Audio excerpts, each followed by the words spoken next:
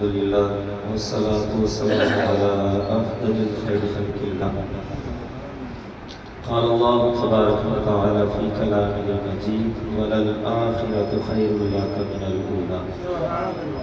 صدق الله العظيم. نبی رحمت، شفیع اعظم، رحمت عالم، جان عالم، بہار عالم، سید عالم صلی اللہ علیہ وسلم کی ماہ اقدس میں ایک مرتبہ محبت کے ساتھ تشریف نظرانہ پیش کریں. الصلاۃ والسلام علیک یا سیدی یا رسول اللہ وعلی آلک واصحابک یا سیدی یا حبیب اللہ. الصلاۃ والسلام علیک یا سیدی یا رحمت للعالمین وعلی آلک واصحابک یا سیدی یا خاتم النبیین. آپ لوگوں کے سامنے سورۃ والضحیٰ کی ایک آیت مقدسہ تلاوت کی ہے. اس کا سادہ سا ترجمہ یہ ہے کہ اے حبیب، آپ کی آنے والی گھڑی آپ کی پہلی گھڑی سے بہت بہتر ہے. سبحان اللہ. اور سیدی اعلیٰ حضرت نے تو کمال کر دیا نا. پھر سیدی اعلیٰ حضرت اسی پیرا میں کہتے ہیں کہ عرش پہ تازہ دوم دام، فرش پہ عرش پہ تازہ چھیڑ چھاڑ، فرش پہ تازہ دوم دام، ہاں طرفہ دوم دام، کان جدھر لگائیے تیری ہی داستان ہے.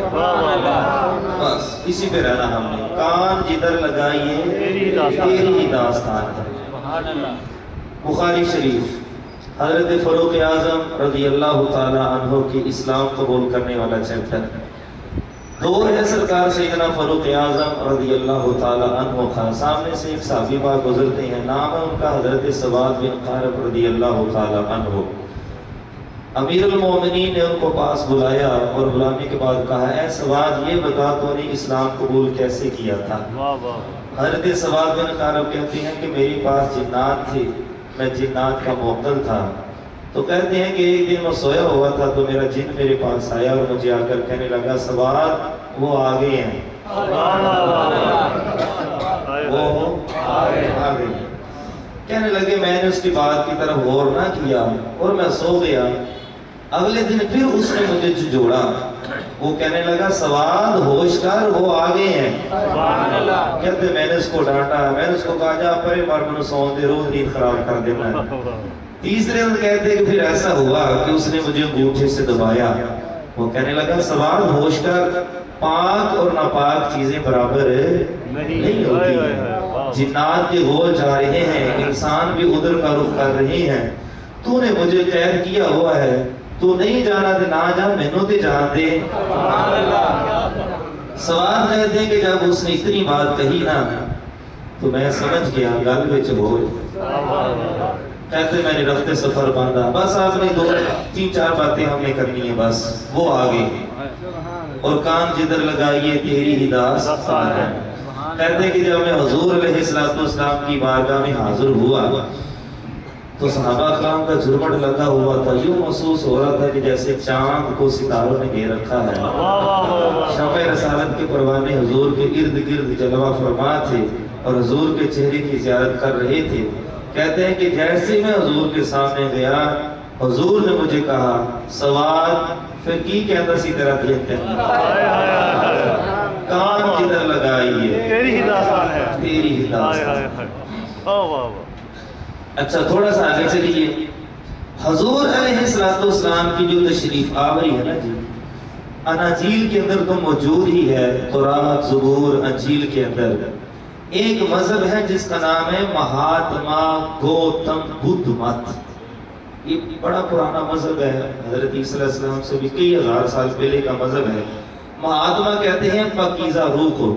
فتح رضوی شریف کے اندر ہے کہ سیدی اعلیٰ حضرت عظیم البرکت کے پاس نا ایک فتویٰ آیا اور اس کے اندر نا مہاتما گاندھی کا نام لکھا گیا. تو آپ نے جواب لکھنے سے پہلے ارشاد فرمایا، گاندھی مہاتما کیسے ہو سکتا ہے؟ کافر بھی کبھی پاکیزہ روح ہو سکتی ہے، گاندھی روح ہے. تو یہ جو تھا نا مہاتما گوتم بدھ مت، اگر ان کا ہم مطالعہ کریں نا، میں نے پہلے بھی ایک مرتبہ کہا تھا، دین جو ہے یہ ماننے کا نام ہے، جاننے کا نام ہے نہیں ہے. ہمیں پتا ہے کہ اناجیل کے اندر کیا لکھا ہوا ہے. مہابھارت اور گیتا بھگوت रामायण के अंदर क्या लिखा हुआ है, तुलसी के श्लोकों के अंदर क्या लिखा हुआ है।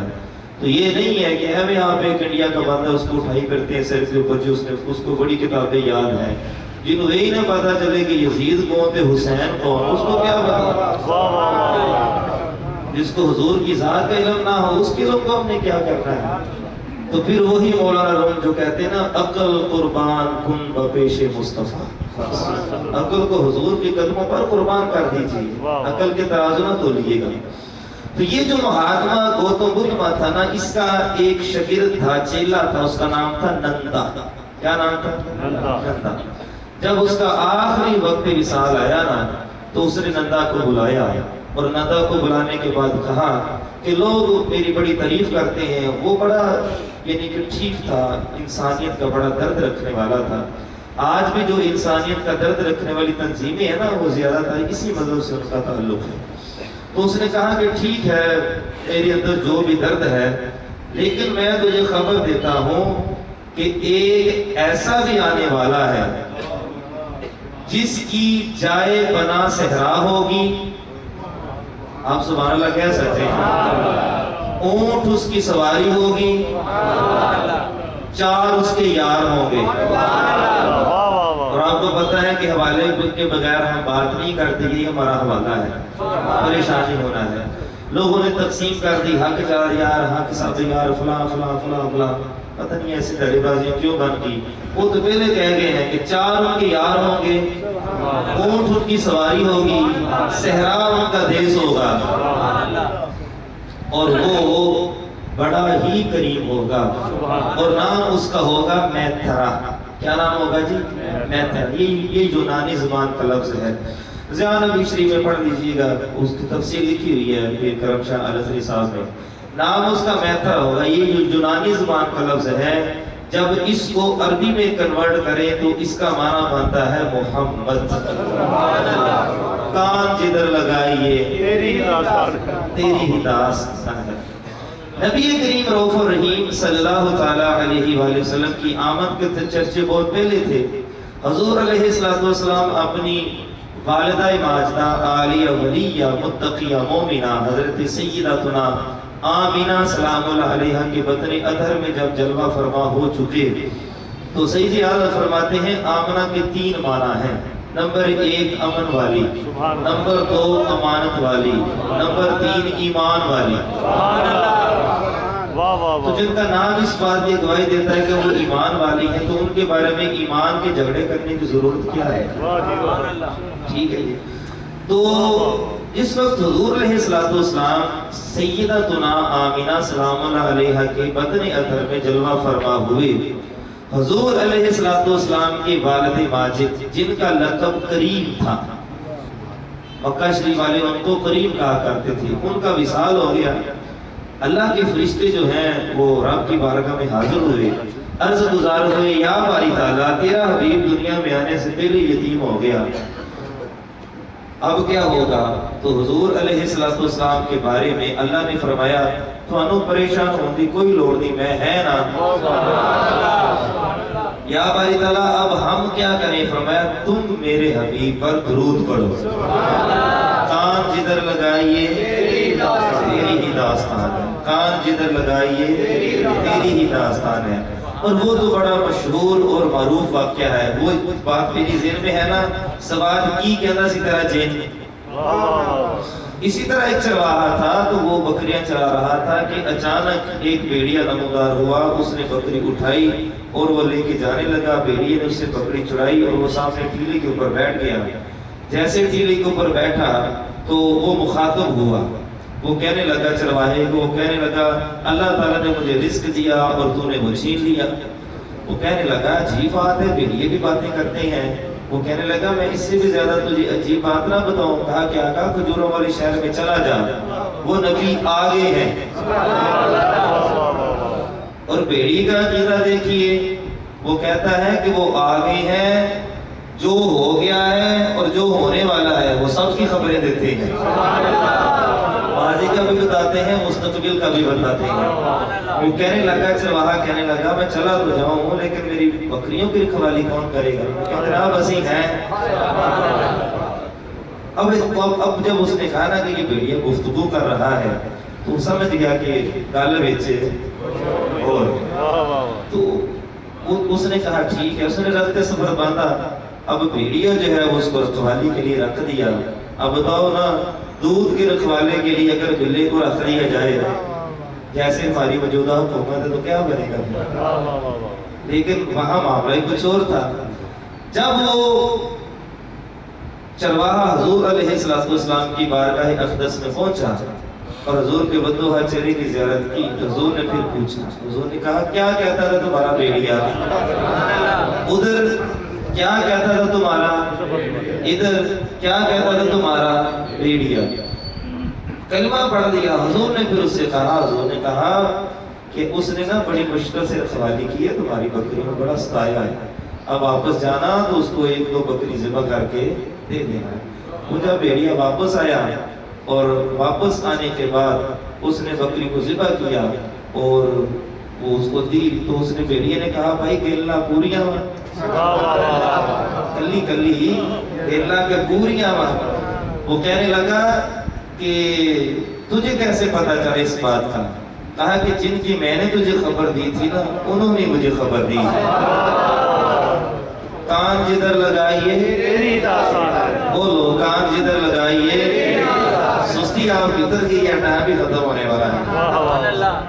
بہت سارے احباب جو ہے وہ نیند کے مزے لے رہے تھے، اب جاگ گئے ماشاءاللہ. ویسے بھی اب جاگنے کا ٹائم ہے. سونا جنگل رات دیری ساری بدری کالی ہے.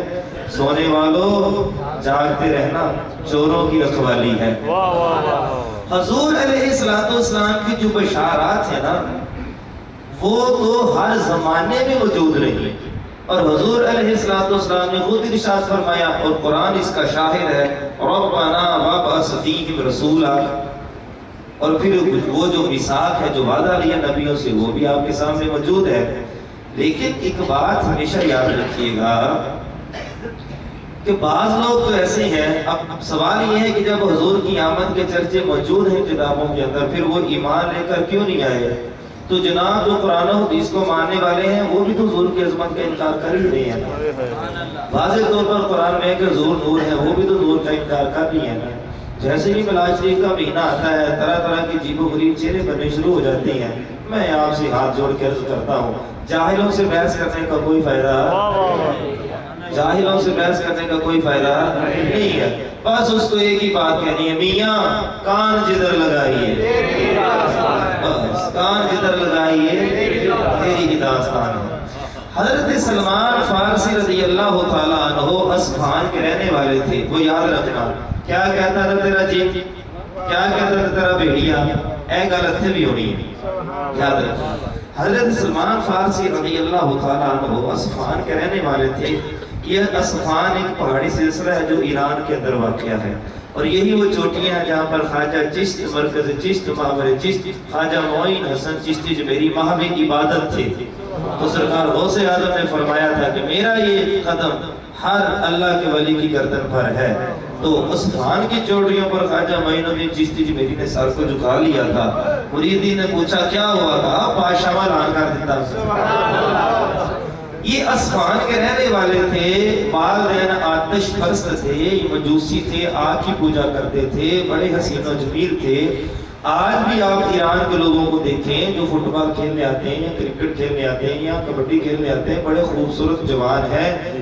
عقیدہ بے شک ان کا گندا ہے لیکن شکل و صورت کے لحاظ سے وہ بڑے خوبصورت ہیں. تو حضرت سلمان فارسی بڑے خوبصورت تھے. آپ کے والد محترم ہر وقت آپ کو اپنی نگرانی میں رکھا کرتے تھے، کہیں جانے نہیں دیتے تھے. ایک دن آپ کے والد نے آپ کو سودا لینے کے لیے بھیجا. راستے میں کہ عیسائیوں کا چرچ تھا، وہ عبادت کر رہے تھے تو انہوں نے ان کی عبادت کا طریقہ دیکھا، ان کو بڑا پسند آیا. واپس آئے، باپ نے پوچھا کہاں تھا؟ کہنے لگے سودا لینے گیا تھا، سامنے چرچ تھا وہاں پر وہ عبادت کر رہے تھے. یہ جو ہم آگ کی پوجا کرتے ہیں نا اس سے ان کی عبادت مجھے اچھی لگی ہے. والد کو خوف ہوا کہ کہیں یہ آتش پرستی چھوڑ کر عیسائی مذہب کو بولا کر لے. والد نے آپ کو قید کر دیا. کسی طریقے سے آپ باہر نکلے اور چلے گئے مختلف پادریوں اور راہبوں کے پاس. کئی بابوں کی خدمت کی، تفصیل میں جانے کی ضرورت نہیں ہے. آخری بابے کے پاس جب گئے نا تو اس سے کہا، ہر بابا کہتا ہے افلان کے پاس چلا جا، افلان کے پاس چلا جا، فلان کے پاس چلا جا. جب باری آئی نا آخری بابے کی تو اس نے کہا اب تجھے کہیں جانے کی ضرورت نہیں ہے، کھجوروں والے شہر چلے جانا، وہ آ گئے ہیں. وہ اب اس شہر میں چلے جانا. کہا چلا تو جاؤں گا لیکن کیسے پہچانوں گا؟ کہا ان کی 3 نشانیاں ہیں. پہلی بات صدقہ نہیں لیں گے، دوسری بات تحفہ لے لیں گے، تیسری بات انہیں دونوں کندھوں کے درمیان میں مہر نبوت ہوگا. اس بات بھی آپ سبحان اللہ کہہ سکتے ہیں. وہ کہتے ہیں کہ میں نے رخت سفر باندھا یثرب کی طرف، چونکہ مدینہ کا پرانا نام یثرب تھا، یہ تو حضور نے مدینہ المنورہ بنایا نا آپ کا. مدینے کے خطے خدا تجھ کو رکھے غریب و فقیروں کے ٹھہرانے، حرم کی زمین اور قدم رکھ کے چلنا، ارے سال کا موقع ہے ہو جانے والا. سیدھے حضرت فرماتے ہیں. اچھا وہ کہتے ہیں کہ میں نے رخت سفر باندھا، جو قافلہ جاتا تھا نا یثرب کی طرف، میں اس قافلے والوں کو میں نے کہا کہ مجھ سے جتنے پیسے چاہیے لے لو، مجھے نا وہاں چھوڑ دینا. وہ کہتے ہیں انہوں نے مجھ سے مال بھی لے لیا، مجھے غلام بھی بنا لیا. لیکن کہتے ہیں اللہ کا شکر ہے کہ جب انہوں نے جس بازار میں مجھے بیچا وہ بازار مصطفیٰ تھا، مدینہ شریف کا بازار تھا. کہتے ہیں کہ یہودی کا میں غلام بن گیا. ڈیوٹی میری یہ تھی کہ میں کھجور کے درخت کے اوپر چڑھ کر کھجوریں اتارتا تھا. دین اسلام بڑی مشکل سے ملا ہے صحابہ. بلال حبشی کا تو آپ سن چکے ہیں، حضرت عمار بن یاسر کا بھی آپ سن چکے ہیں، ان کی والدہ کے ساتھ جو ہوا وہ بھی آپ سن چکے ہیں. آج کے دور میں اگر مسلمان کہتا ہے اسلام کے اوپر چلنا بہت مشکل ہے، جناب وہاں مشکل تھا، اب کوئی مشکل نہیں ہے، اب تو آسانی ہی آسانی ہے. اب بھی چلنا مشکل ہے جناب، نہ کسی کی مار نہ دھاڑ. اب تو لوگ عزت کرتے ہیں، ذرا سے مذہبی حلیے کے اندر آ جائیں لوگ کتنی عزت دیتے ہیں. یہ سب حضور کی برکت ہے. وہ کہتے ہیں انہوں نے مجھے بیچ دیا کہ یہودی نے مجھے اپنا غلام بنا لیا، میرا کام تھا درخت کے اوپر چڑھ کر کھجوریں اتارنا. وہ کہتے ہیں کہ ایک دن اس کا بڑا بھائی آیا اور وہ بڑا سہما ہوا تھا. تو کہتے ہیں میں درخت کے اوپر چڑھا ہوا تھا، کھجوروں والے درخت کے اوپر کھجوریں اتار رہا تھا. کہنے لگے کہ وہ جو یہودی تھا نا جو میرا آقا تھا، اس کا بڑا بھائی چھوٹے سے کہہ رہا تھا وہ آگے ہیں. سبحان اللہ، وہ آگے. حضرت حسان بن ثابت رضی اللہ تعالیٰ عنہ جو کہتے ہیں وَأَحْسَنُ مِنْكَ لَمْ تَرَ قَطُّ عَيْنِي وَأَجْمَلُ مِنْكَ لَمْ تَلِدِ النِّسَاءُ خُلِقْتَ مُبَرَّأً مِنْ كُلِّ عَيْبٍ كَأَنَّكَ قَدْ خُلِقْتَ كَمَا تَشَاءُ. سادہ سا ترجمہ اس کا یہ ہے کہ سونیاں تواڈے ورگا میں کتے ویکھیا ہی نہیں. اور پھر میرے علی شاہ صاحب سے پوچھے تو وہ کہتے ہیں اس صورت نو میں جانا کا توجہ کیجیے گا، اس صورت نو میں جانا کا، جان آقا کہ جان جہان آقا. پھر کہتے ہیں سچ آقا. سبحان اللہ. ترنت بھی سنتے ہو بغیر ترنت بھی سن دو. کہتے سچ آقا کہ رب دی شان آقا، جس شان تو شانہ سب بڑی ہے. نبی کا جو غلام ہے ہمارا وہ امام ہے. سیدی مرشدی یا نبی یا نبی، سرکار کی آمد، مرحبا. اقبال کی آمد، مرحبا. آقا کی آمد، مرحبا. حضور کی آمد، مرحبا. احمد کی آمد، مرحبا. سچے کی آمد، مرحبا. سچے کی آمد، مرحبا. آمد مصطفیٰ. وہ فرماتے ہیں کہ میری عمر 7 یا 8 سال تھی. کہتے ہیں کہ مجھے ہوش تھا، اور بعض روایات کے اندر آتا ہے کہ آپ کی عمر مبارک جو ہے وہ 120 سال ہوئی ہے. 60 سال آپ نے ہاتھے جو ہے وہ غیر ایمان میں گزارا. میں آپ سے ایک بات عرض کرنا چاہتا ہوں، جو صحابی رسول ہے نا، جب اس نے اسلام قبول نہیں کیا تو اس کا یہ نہ ذکر کیا کرے کہ اس نے ہاتھ کفر میں گزاری، کہا کرے کہ بغیر ایمان کے گزاری. یہ بھی ایک لفظوں کا ادب ہوتا ہے. 60 سال آپ نے بغیر ایمان کے گزارے اور 60 سال حضور کی غلامی میں گزارے. اور ایک دن حضرت حسان بن ثابت سے کسی نے پوچھا اے حسان آپ کی عمر کتنی ہے؟ آپ کی عمر تھی 72 سال. تو آپ کہنے لگے میری عمر 12 سال ہے. یہ بزرگ ہیں، ان سے کوئی بندہ پوچھے آپ کی عمر کتنی ہے تو مثلا ان کی عمر 50 سال ہے تو یہ کہیں میری تو عمر 7 سال ہے تو آپ کہیں گے داڑھی میں چاندی بھی آئی ہے، بابا ایسا مذاق کرتا ہے. تو وہ حضور علیہ السلام کی بارگاہ میں حاضر ہوئے وہ صحابی پاک، وہ کہنے لگے کہ یا رسول اللہ صلی اللہ علیہ وسلم اب سنیے صحابہ کی تربیت، سبحان اللہ، رحماء بینہم کی تفسیر. انہوں نے یہ نہیں کہا حضور سے یا رسول اللہ یہ دیکھیں سلمان جھوٹ بول رہا ہے، انہوں نے کہا یا رسول اللہ سلمان میرے ساتھ مذاق کر رہا ہے. تربیت کا سر دیکھیں. حضور نے کہا کیا کہتا ہے؟ کہتے ہیں یہ کہتا ہے کہ میری عمر 72 سال، میری عمر جو ہے وہ 12 سال ہے جبکہ ان کی عمر 72 سال ہے. تو حضور نے کہا کہ اے سلمان تو نے ایسے کیوں کہا؟ کہا یا رسول اللہ اصل تو عمر وہی ہے نا جو آپ کی غلامی میں گزری ہے. حضرت حسان بن ثابت کہتے ہیں کہ مجھے ہوش تھا میں 7 یا 8 سال کا تھا اور جس وقت حضور علیہ السلام نے اعلان نبوت فرمایا حضرت حسان بن ثابت کی عمر 48 یعنی 48 یا 47 برس تھی. کہتے ہیں کہ ایک یہودی بھاگتا ہوا آیا، وہ مکان کی چھت پر چڑھ گیا اور اس نے کھپ ڈالنا شروع کر دی. وہ کہتے ہیں کہ اس نے یہودیوں کو اکٹھا کیا، اکٹھا کرنے کے بعد اس نے کہا او یہودیوں ہم ہلاک ہو گئے، نبوت بنی اسرائیل سے بنی اسماعیل میں منتقل ہو گئی. انہوں نے کہا تجھے ہوا کیا ہے؟ وہ کہتے ہیں کہ وہ تم ستارہ دیکھ رہے ہو؟ کہتے دیکھ رہے ہیں. کہتے ہیں کہ یہ پاک مدینہ پاک کے بچے کو یاد تھی. یہ جو بات قرآن کے اندر لکھی ہوئی تھی کہ جب وہ ستارہ طلوع ہوگا نبی آخر الزمان آ جائے گا. کہتے ہیں کہ اس نے کہا ستارہ کیا ہے؟ چمک. وہ آگے کان جدھر لگائیے تیری ہی داستان ہے. تو کہتے ہیں کہ وہ دوڑتا ہوا آیا، مجھے پتا میں کہاں تھا، کہتے ہیں وہ دوڑتا ہوا آیا اور اس نے اپنے چھوٹے بھائی سے کہا، اس نے کہا وہ آگے ہیں جن کا ذکر ہم پڑھ. حضرت سلمان فارسی کہتے ہیں اس نے نشانیاں بتانی شروع کی. کہا ان کی نشانی کیا؟ کہتے ہیں ان کی آنکھوں میں سرخ ڈوری ہے. سبحان اللہ کہتے جائیے. کہا ان کی آنکھوں میں سرخ ڈوری ہے، جب بات کرتے ہیں تو نہایت شائستہ انداز سے کرتی ہیں اور اتنے قریب ہیں جو بھی ان کی بارگاہ میں آتا ہے اس کو عطا کر دیتے ہیں. تو آپس میں گفتگو کر رہے ہیں. اس کا والد وہ ہے جس کے لیے 100 اونٹ ذبح کیے گئے، جو ان کی ولادت سے پہلے ہی اس دنیا سے وصال کر گئے. یہ وہ ہیں کہ جن کی عمر ابھی 6 سال تھی، والدہ مائدہ کا سایہ 20 سال سے اٹھ گیا. 8 سال کے ہوئے تو دادا جان بھی داغ مفارقت دے گئے. وہ آگے ہیں. سلمان فارسی کہتے ہیں جب میں نے اتنی بات سنی میں نے نیچے چھلانگ لگائی، دوڑ لگا دی. کہتے ہیں میرے مالک نے مجھے پیچھے سے پکڑا، اس نے سمجھا شاید کہ بھاگ رہا ہے، مجھے بڑا مارا، بڑا پیٹا. کہتے میں نے وہ بھی برداشت کیا. حضرت سلمان فارسی کسی عام گھرانے کے تو نہیں تھے نا جناب، کسی عام گھرانے کے تو آج کل تو پیر دا پتر ماں نہیں، اور یہ پیرزادے بھی نہیں ہیں، یہ تو ویسے بھی آج کل پیرزادے ہیں. آپ کو تو پتا ہے پیر دا پتر ماں نہیں، وہ تو ان کا مذہبی پیشوا تھا جس کے یہ صاحبزادے تھے، کسی چیز کی کمی نہیں تھی. کہتے ہیں کہ پھر میں موقع ڈھونڈتا رہا. ایک دن حضور کی بارگاہ میں حاضر ہوا. کھجوریں، چونکہ میں کھجوروں کا کام کرتا تھا نا، میرا مالک مجھے وہی مزدوری دیتا تھا.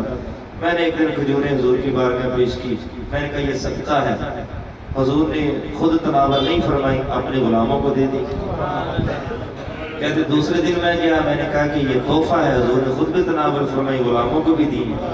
ان کو من کے ریاں پانے پھرن کہ گیویں گواں کے قمیض چکو تے دکھاؤ مورے نبوت. کیا کہتا تھا تمہارا جن؟ کیا کہتا تھا بیڑیا؟ اب یہاں پر دیکھیے حضور علیہ السلام جنت البقیع کی طرف جا رہے ہیں اور حضرت سلمان فارسی اب جو ہے وہ کسی طریقے سے دیکھ رہے ہیں کہ اب کیسے. کہتے ہیں میں چہرہ دیکھ کے سمجھ گیا تھا کہ یہی نبی ہے، لیکن جڑی وہ بابے نے گل کی سی وہی تو پوری کرنی سی نا.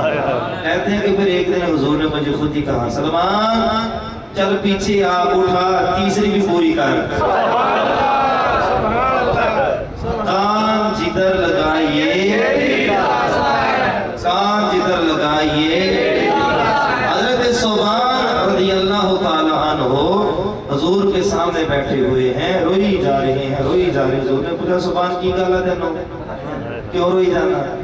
عرض کی میرے ماں باپ آپ پر قربان، اے جانے جانا جب بھوک لگتی ہے آپ کی بارگاہ میں آ جاتا ہوں، پیاس لگتی ہے آپ کی بارگاہ میں آ جاتا ہوں، بھوک اور افلاس جب ڈیرے ڈال دیتی ہے آپ کی بارگاہ میں آ جاتا ہوں، آپ کا چہرہ دیکھتا ہوں، کچھ کھانے کو بھی مل جاتا ہے، بھوک بھی مٹ جاتی ہے، پیاس بھی مٹ جاتی ہے، غم علام مصیبت سارا کچھ دور ہو جاتا ہے۔ یا رسول اللہ کل جب جنتی جنت میں چلے جائیں گے، دوست کی دوزخ میں چلے جائیں گے، آپ مقام محمود پر ہوں گے، اور آپ کے صدقے سے اگر مجھے جنت مل بھی گئی تو میں نے تو چنگی نہیں لگنی، کہاں آپ اور کہاں میں، تو میرا تو دل ہی نہیں لگتا، مار ہی جاؤں میں اگر اس در سے جاؤں دو قدم، کیا بچے بیماری غم قرب مسیح چھوڑ کر۔ مولانا حسن رضا خان صاحب فرماتے ہیں یا رسول اللہ مجھے تو جنت بھی اچھی نہیں لگے گی، فرمایا رونا کیوں گیا؟ یا رسول اللہ تو انہوں بھی ملے گا۔ وہاں پر حضور نے جملہ ارشاد فرمایا، یہ آپ کے لیے اور میرے، حضور نے فرمایا جو دنیا میں جس سے پیار کرتا ہوگا کل قیامت والے دن وہ اسی کے ساتھ اٹھایا جائے۔ بس آخری بات سنیے، سبحان اللہ کہہ دیجئے۔ حضور کے صحابی ہیں، وہ آگے ہیں، جب وہ آگے ہیں تو پھر ہر طرف میلاد کیوں نہیں منانا چاہیے؟ ہر ماں کو میلاد منانا چاہیے، کیونکہ حضور کے صدقے سے اس کو عزت ملی کہ ماں کے قدموں نیچے۔ ہر باپ کو میلاد منانا چاہیے، کیوں؟ تو تمہارا باپ تمہارے لیے جنت کا درمیان والا دروازہ ہے، چاہے تو پکڑ دے چاہے چھوڑ دے۔ ہر بیٹی کو میلاد منانا چاہیے چونکہ بیٹیاں رحمت ہیں، اور حضور نے ارشاد فرمایا لوگوں بیٹیوں کی عزت کیا کرو، میں بھی بیٹیوں والا ہوں۔ یہاں سے یہ بھی پتہ چلا کہ حضور کی بیٹیاں ہیں، بیٹی نہیں ہے، حضور کی 4 مقدس حقیقی شہزادیاں ہیں۔ تو ہر بیٹی کو جو ہے وہ کیا کرنا چاہیے؟ میلاد منانا چاہیے، ہر انسان کو میلاد منانا چاہیے۔ آپ کے میرے چہرے سلامت ہے حضور کی وجہ سے، آپ کو میلاد منانا چاہیے۔ میلاد کیوں نہیں منانا چاہیے؟ یہ تو بات سمجھ سے بات آتا ہے۔ بس آخر یہ کاشت کی بات سنیے اور میری گفتگو مکمل۔ نام ہے حضرت زید، کیا؟ چلو میں 2 زید ہیں جمع نہ کرنا، دونوں جمع کرنا۔ حضرت زید جو ہے ان کو نا صفوان بن امیہ نے پکڑ لیا، قید کر لیا اور بہت زیادہ مارا پیٹا۔ اس کا ایک غلام تھا، اس کے حوالے کر دیا، جس کو نا ایک تو بادلہ شہید کر دو۔ ابو سفیان ادھر سے آیا، ابو علیہ السلام کو وہ نہیں کیا تھا، وہ کہنے لگا اے زید کیا تو یہ چاہتا ہے کہ تجھے اتنی مار پیٹ پڑ رہی ہے، تیری جگہ اگر تیرا نبی ہوتا تو پھر کیا ہوتا؟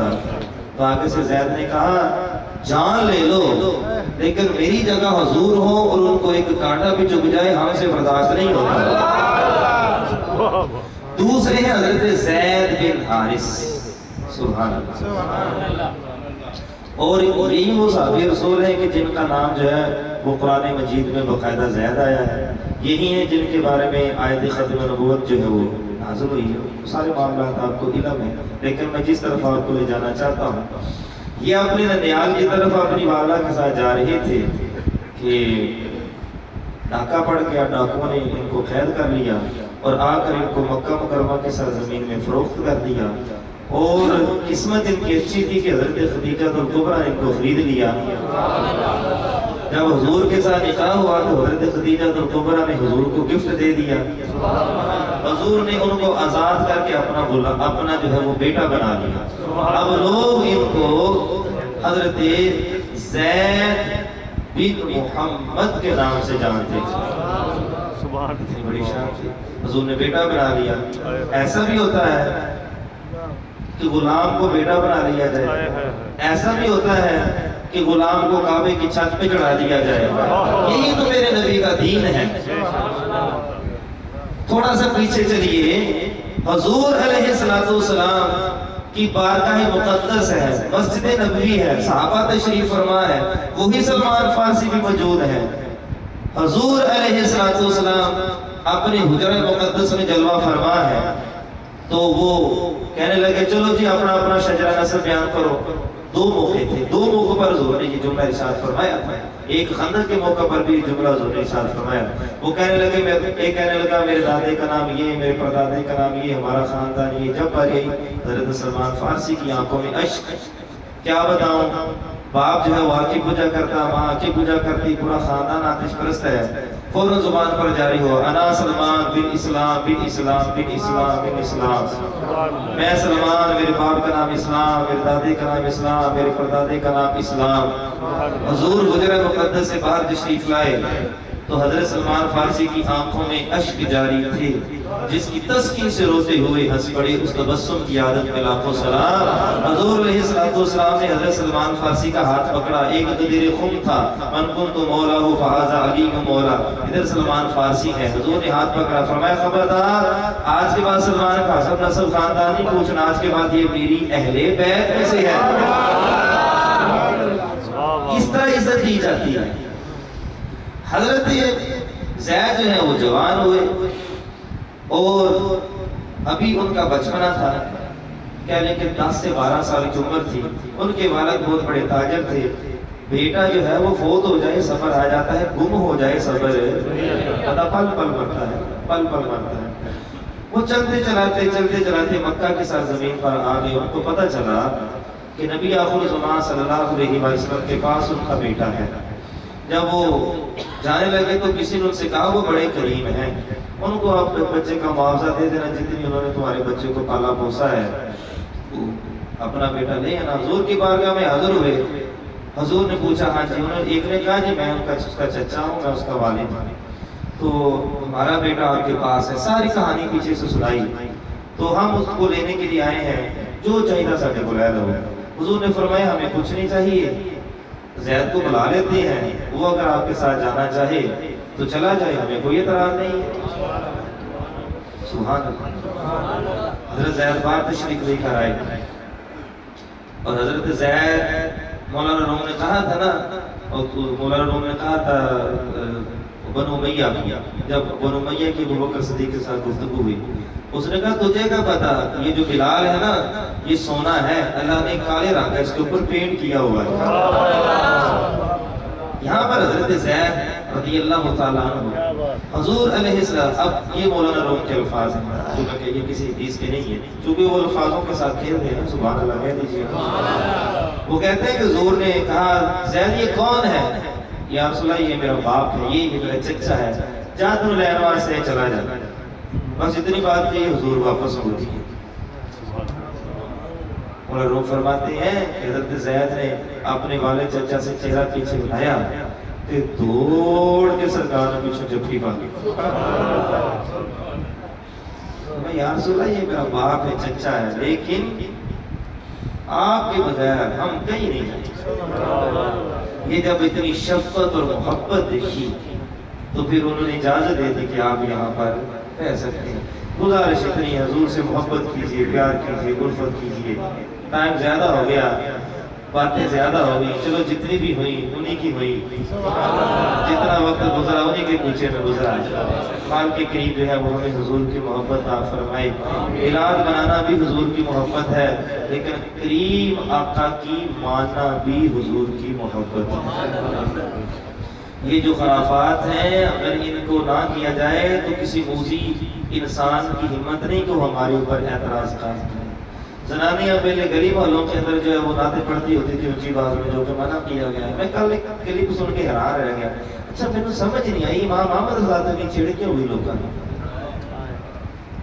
سمجھ سے بالا تھا امام احمد رضا نے کیا بگاڑا؟ الحمدللہ میرے امام نے سنوارا ہی ہے، کسی کا بگاڑا۔ جس طرح یہ شاہ صاحب کہہ رہے تھے نا نقیبوں کی، اتنے جاہل نقیب، مجھے ایک بندے نے کلپ بھیجا، وہ کہنے لگا جی وہ نقیب کہہ رہا تھا، کہتا دعوت اعلیٰ حضرت کو پسند سے۔ اب وہ جس کے ماننا اعلیٰ پڑھنا نہ کھولنا، عجیب تھا۔ زنانیاں پہلے گلیاں میں لنچ کو ہوٹل میں کی کرتی ہیں، سیون کہہ جا رچ جلائیں گے۔ تو ہماری یہ سنیت نہیں ہے۔ اعلیٰ حضرت ایک معیار ہے۔ اعلیٰ حضرت کیا ہے؟ جو اعلیٰ حضرت کے دامن کو چھوڑ کے گیا نا وہ گمراہ ہوا ہے، کوئی رافضی بن گیا، کوئی خارجی بن گیا۔ امام احمد رضا سے چڑ کیوں ہے؟ کیا وجہ ہے؟ امام احمد رضا نے کوئی قرآن و حدیث کے خلاف تعلیمات دی ہیں، عشق رسول کی شمع روشن کی ہے۔ غیروں نے مان لیا کہ امام احمد رضا عشق رسول ہے، تو انہوں کی مسئلہ نہیں آ رہی۔